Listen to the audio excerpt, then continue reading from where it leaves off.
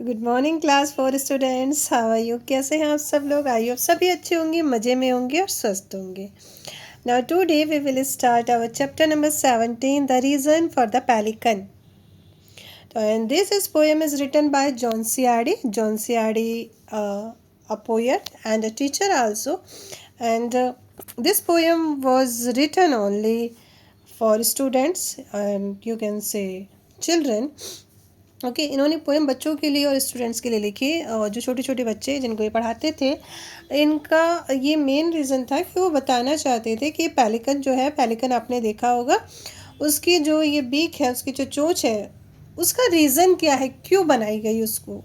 ठीक है, तो एक तो ये बच्चों के लिए उन्होंने उसके लिए उसको देख के एक पोएम इसको क्रिएट कर दी और दूसरा इनका मेन मतलब थीम ये थी, ये चाहते थे कि जो बच्चे हैं वो चीज़ों को समझे और ऑब्ज़र्व करें और अपने अपने हिसाब से वो आंसर दे कि आखिर ये जो बीक है इसकी पेलिकन की ये क्यों है ये।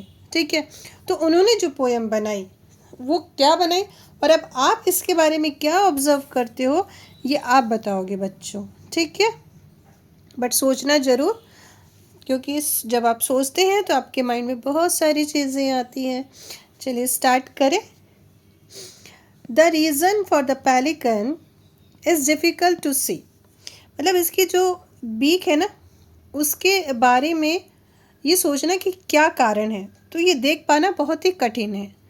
तो क्यों है इसकी चोंच, ये देख पाना बहुत ही कठिन है। इस बीक इज़ क्लियरली लार्जर। इसकी जो बीक है वो स्पष्ट रूप से बड़ी है। ठीक है, चोंच कैसी है इसकी, बड़ी है। Than there's any need to be। ठीक है, और इतनी बड़ी चोंच की कोई ज़रूरत नहीं है, ऐसा पोएट कहते हैं कि इतनी बड़ी चोंच की ज़रूरत नहीं है। तो इतनी बड़ी चोंच क्यों है, इसकी क्या रीज़न है, और ज़रूरत से ज़्यादा ही बड़ी है, इसकी क्या ज़रूरत है? कोई ज़रूरत नहीं इतनी बड़ी चोंच की। It is not to bail a boat with, he doesn't own a boat.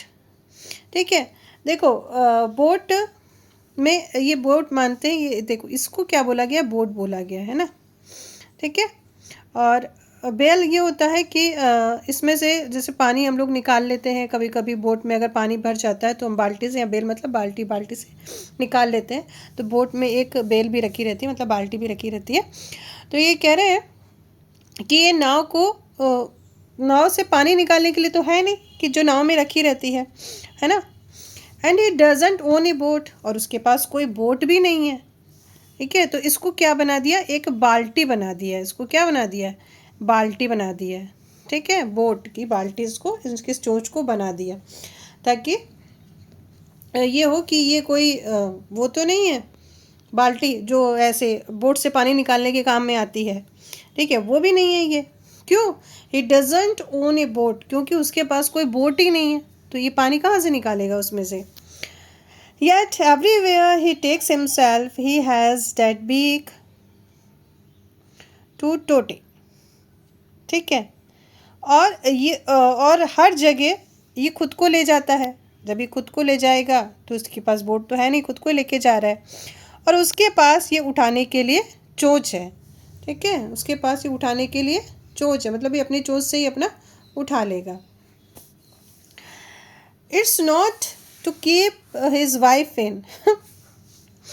वो कह रहा है उसको अपने, ये जो है ना, ये उसकी पत्नी को अंदर रखने के लिए नहीं है।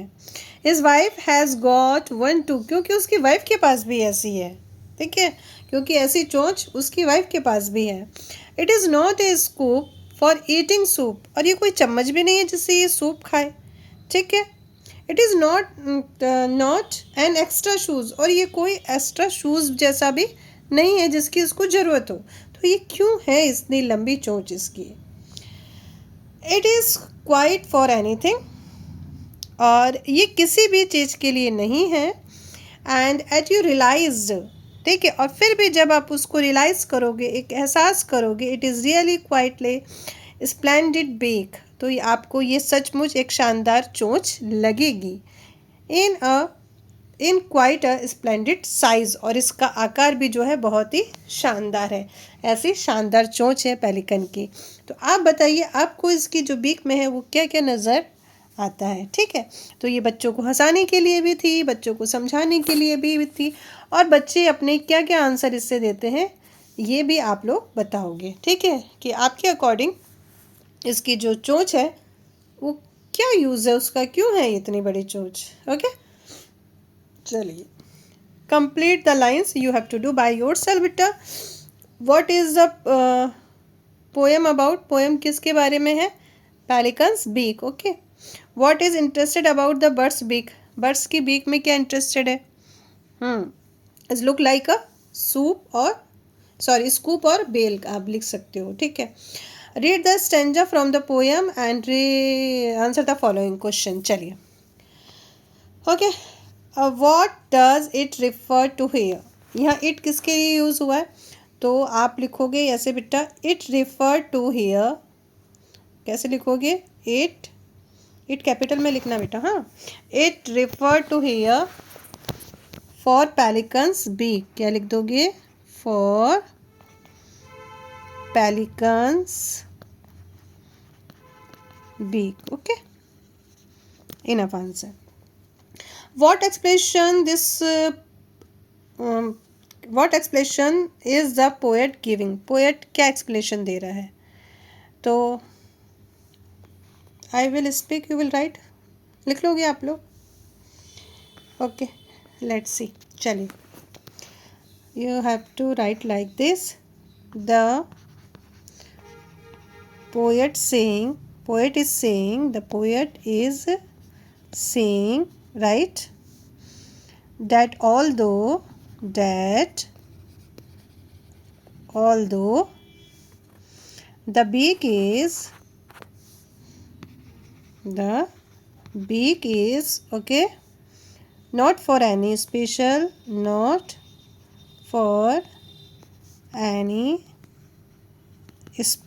पर्पस, ठीक है, इसका कोई स्पेशल पर्पस नहीं है। ओके,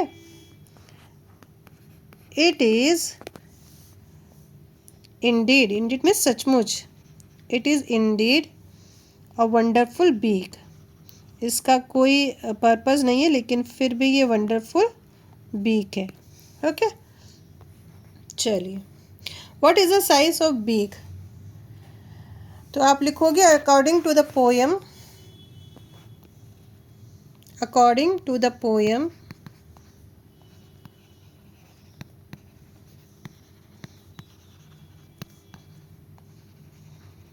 ठीक है, according to the poem the size of the beak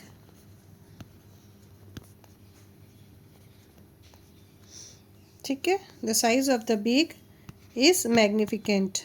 ठीक है, मैग्निफिकेंट, फिनिश। चलिए, अब क्या करना है हमको, replace the bold word with their synonyms from the box and rewrite the sentence in. अच्छा, रीराइट तो आप कर लेना। फर्स्ट क्या है, the table is large, large का क्या हो जाएगा, ह्यूज। ठीक है, फिर है हमारा वेयर्ड, वेयर्ड का मतलब जिसका कोई मतलब ना हो। ठीक है, तो इसका लिखोगे अब्सर्ड, क्या हो जाएगा, अब्सर्ड। हॉरिफाइड का लिखोगे आप पेट्रीफाइड, क्या लिख दोगे, पेट्रीफाइड। रिड्यूस का लिख दोगे श्रिंक, रिड्यूस का क्या लिखोगे बेटा, श्रिंक। इसको रीराइट करना है आपको कॉपी में। ओके, शी इंजॉयड का लिखोगे आप रेलिस्ड। ठीक है, एंड द नंबर 6 हो गया इसका, स्मॉलेस्ट का हो जाएगा टीनिएस्ट। Okay, finish. और ये तो आपको अपने इसे करना है कि कोई they are the many birds and animal that are extinct, मतलब जो लुप्त हो रहे हैं। ठीक है, तो the bird called dodo, dodo भी जो है जो एक्सटिंक्ट हो चुका है, जो लुप्त हो चुका है। द इंडियन चीता भी एक्सटिंक्ट हो चुका है। Do you know the any other bird और एनिमल, क्या आप ऐसे कोई बर्ड और एनिमल को जानते हैं विच आर नॉट एक्सटिंक्ट, जो एक्सटिंक्ट नहीं हुए हैं। Write a diary note why animals and bird become extinct. और आप अपना एक नोट लिखोगे कि जो जानवर हैं और जो बर्ड्स हैं वो लुप्त क्यों होते जा रहे हैं, क्यों गायब होते जा रहे हैं, उनका कोई अस्तित्व क्यों नहीं बच रहा है, ये आप अपना इसमें लिखोगे। ओके, अगर नहीं समझ में आएगा मैं हूँ ना। Okay, bye bye, take care.